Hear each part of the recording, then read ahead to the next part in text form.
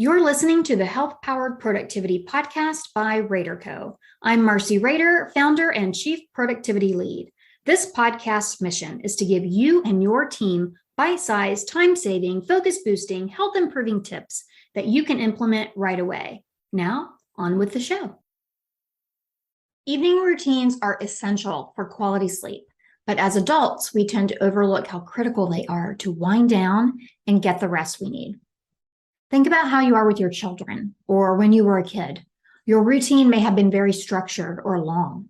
I'm not saying make your routine eat up half your night or be inflexible, but having a routine can tell your body it's time. And at what point did you decide it wasn't necessary?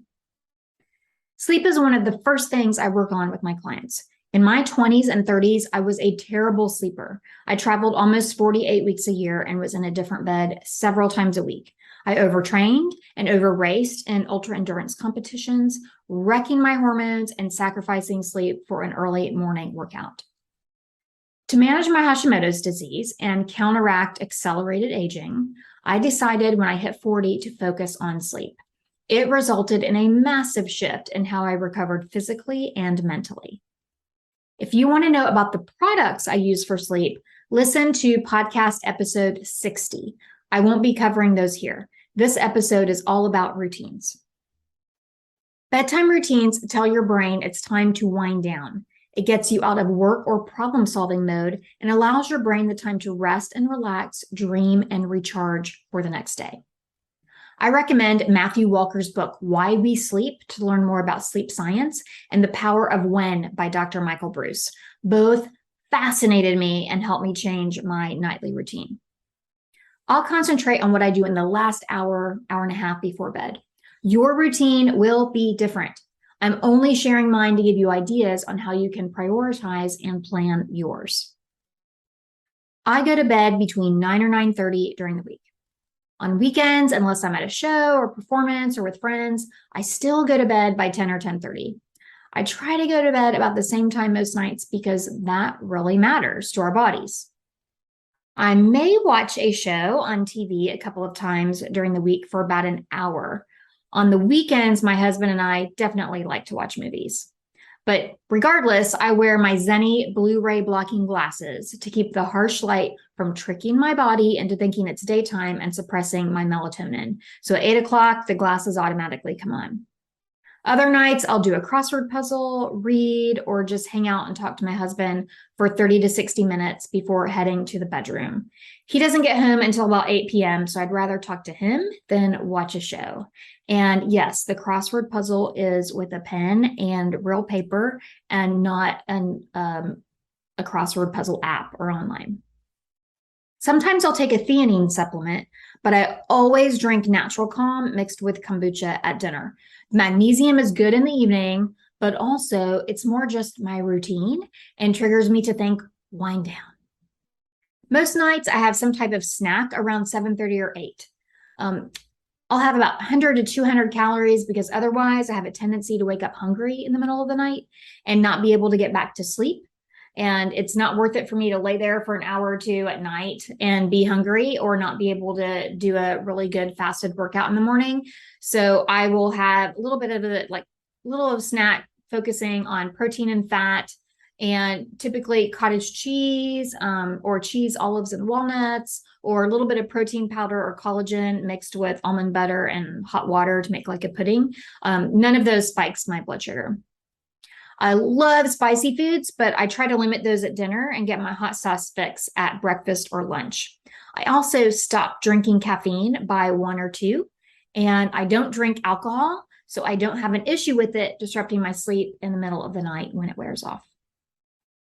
We keep the lights down pretty low in the evenings, and they automatically adjust to a calming blue hue around 8 p.m. They are smart lights. While I would love to completely put my phone away in the evenings, I do wait until my husband gets home in case he needs me. So around 7:30 or 8, I'll check the weather for the next day. I review my Oura Ring data, and I decide which daily burn or crossrope workout I'll do in the morning. At 8 p.m., my phone screen automatically darkens. So when I pick it up, it's not bright in my eyes. And screen time also begins then, which limits my ability to get to certain apps.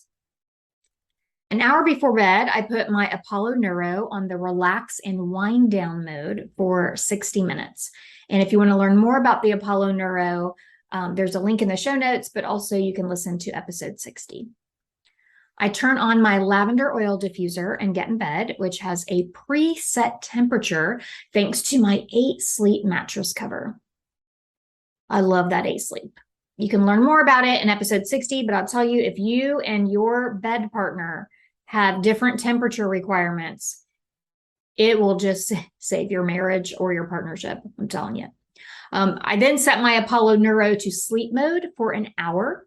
And by setting it to sleep mode, if I, wake up in the middle of the night, I can just tap, press those 2 buttons again, and it will go into sleep mode again. I plug in my phone and I turn it to airplane mode. I never have my phone on while I'm sleeping.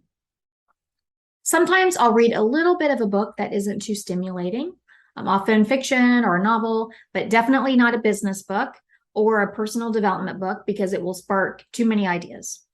And I use an Amazon Kindle Paperwhite because it doesn't have the Blu-ray effects that, say, a Kindle Fire or an iPad would have. Also, it really, it's not fun to scroll. Well, not scroll, but surf. You can't surf online with the Kindle Paperwhite.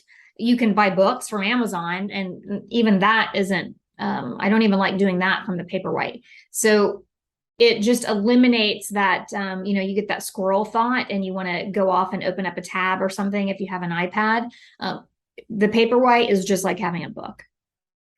Occasionally, I'll listen to a sleep meditation on Calm or the Oura Ring app or the 8 Sleep app. But that's it. And, I really encourage you to check out the episode on the products that are critical to my sleep routine. But think about what you're doing in the last hour before bed. Is it something stimulating that keeps you up thinking? Are you looking at email or doom scrolling or looking at what's new on Pinterest? Studies show that none of these help you relax and can even be detrimental to your sleep. And yes, of course, I did not mention sexy time bed business, but of course that gets fit in there too. Prioritize sleep. The quality of your next day depends on the quality of your sleep. Thank you for listening to the RaderCo Health Powered Productivity Podcast. Resources mentioned are linked in the show notes. We encourage you to check out our recommendations page on helloraderco.com/recommendations, where we list all of our favorite products and services. If you found this podcast valuable, please subscribe, leave a review, and share it with someone you know that could benefit.